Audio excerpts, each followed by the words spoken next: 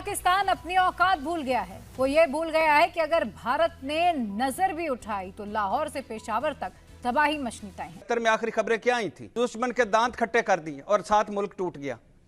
7 surrender हो गया। आपको जब सपनों में भी आने लगेगा कि अब मेरे को ऐसा करना चाहिए, तब तक आप के सपने भी खत्म हो जाएंगे और बहुत कुछ खत्म हो जाएगा, आपको समझ में भी नहीं आएगा कि उन लोगों पे क्या गुजर रही होगी। कश्मीरियों पे ले लो, फलस्तीनियों पे ले लो, ईरानियों पे ले लो, और जो दीगर लोग हैं इन पे क्या गुजर रही होगी, कैसे ये ईद मना रहे होंगे। अब ये जो इंडिया रहा है ये मूडी का इंडिया है। अभी आप जवाब में दिल्ली और मुंबई को टारगेट नहीं कर सकते, ये बात तो सभी जानते हैं। और दूसरी तरफ ये कि आप इस किस्म की बातें करके जताना क्या चाह रहे हैं, मतलब जिसे कहते हैं ना हमारे यहाँ के खाली बर्तन शोर ज्यादा मचाता है, तो खाली बर्तन की तरह शोर मचाना बंद कीजिए और ये नफरतें बांटना भी बंद कीजिए। और ये जो आप अपने आप को बहुत तुर्र साथियों, जय हिंद। हवा का रुख जो है वो पूरी तरीके से बदलता हुआ नजर आ रहा है। जी हाँ, मैं बात कर रही हूँ पाकिस्तान की हवा के रुख के बारे में। पाकिस्तान के अंदर जितने भी पैनलिस्ट हैं, जितने भी रेडियो चैनल्स हो गए, पॉडकास्ट चैनल्स वाले हो गए, उसके एंकर्स हो गए, वो हिंदुस्तान के बारे में बातचीत करने से कतराते हैं, डरते हैं।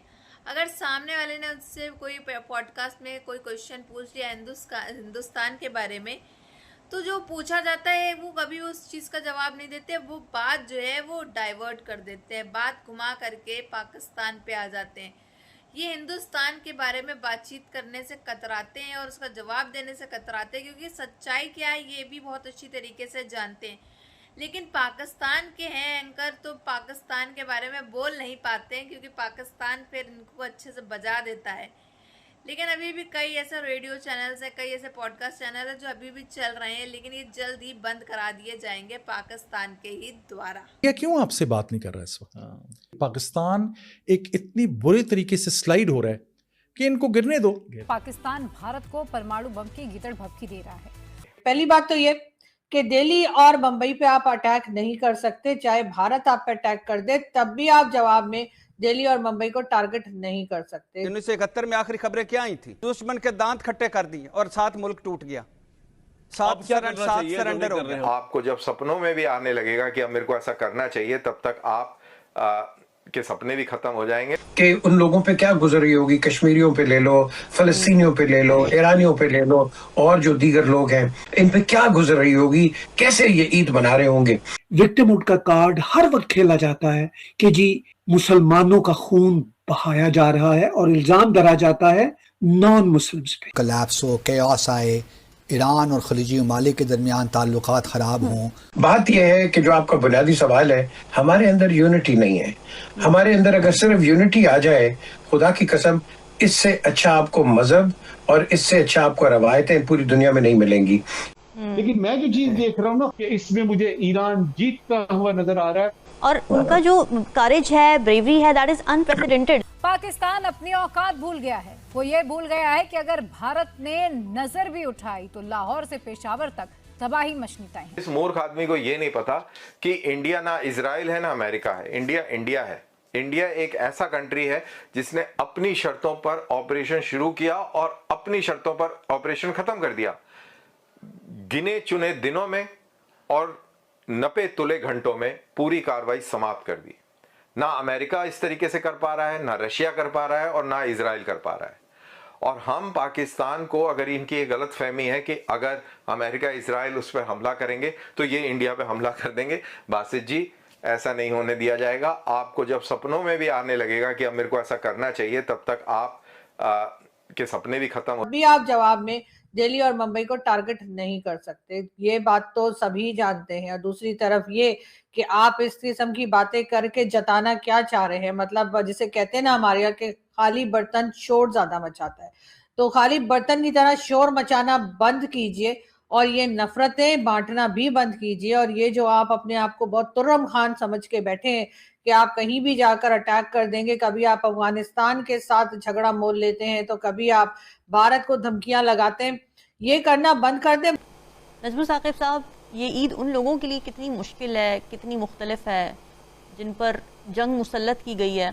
आज हम तो ज़ाहिर है खुशियाँ मना रहे हैं, लेकिन एज मुस्लिम ब्रदर मुल्क जो ईरान के साथ हो रहा है, जो फ़लस्तीन के साथ हो रहा है, हाउ कैन वी शो और एक्सप्रेस आवर सेंटिमेंट्स या इजहार यकजहती कैसे किया जा सकता है? जी ईरान में अभी देख रहा हूँ, मुझे जो इत्तलात वहां से आई है, जो दोस्तों ने वहां से बताया, वो ये कि सब लोग रोजे रख रहे हैं, सब लोग रोजे रख रहे हैं और अब ज्यादा जोशो खरोश से रोजे रख रहे हैं कि रोजे की हालत में अगर मैं शहीद होता हूं तो मर्तबा बड़ा होता है। ये है कि जो आपका बुनियादी सवाल है, हमारे अंदर यूनिटी नहीं है। हमारे अंदर अगर सिर्फ यूनिटी आ जाए, खुदा की कसम, इससे अच्छा आपको मजहब और इससे अच्छा आपको रवायतें पूरी दुनिया में नहीं मिलेंगी। लेकिन बदकिस्मती ये है कि इन रवायतों को और हमारे मजहब को कई लोगों ने डिस्टॉर्ट किया हुआ है। आज सोचो कि उन लोगों पे क्या गुजर रही होगी, कश्मीरियों पे ले लो, फलस्तीनियों पे ले लो, ईरानियों पे ले लो, और जो दीगर लोग हैं, इन पे क्या गुजर रही होगी, कैसे ये ईद मना रहे होंगे।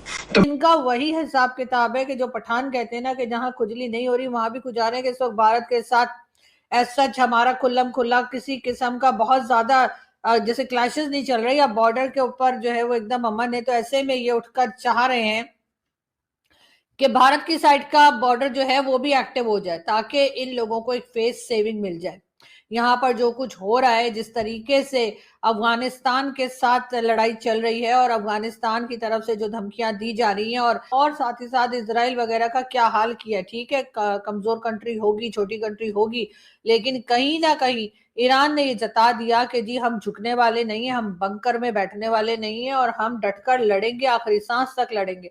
यही चीज अफगानिस्तान के साथ भी है कि अगर आप अफगानिस्तान को कमजोर कंट्री समझकर और वहां पर जाकर अटैक करने की गलतियां कर रहे हैं, और ऐसे में जब पाकिस्तान की तरफ से ही आपको क्रिटिसाइज किया जा रहा है, आपसे ये कहा जा रहा है कि आप गलत काम कर रहे हैं और ऐसा नहीं, ना बंद हो गया है। अब जो नई जनरेशन आई है उसको काफी चीजें समझ में आ चुकी हैं, उसको ये भी पता लग चुका है कि कब कब कौन सी जंग हुई और कब कब कौन सी जंग हमने जीती या हमने हारी या हमने क्या किया, हमने शुरू किया किसी और ने शुरू की।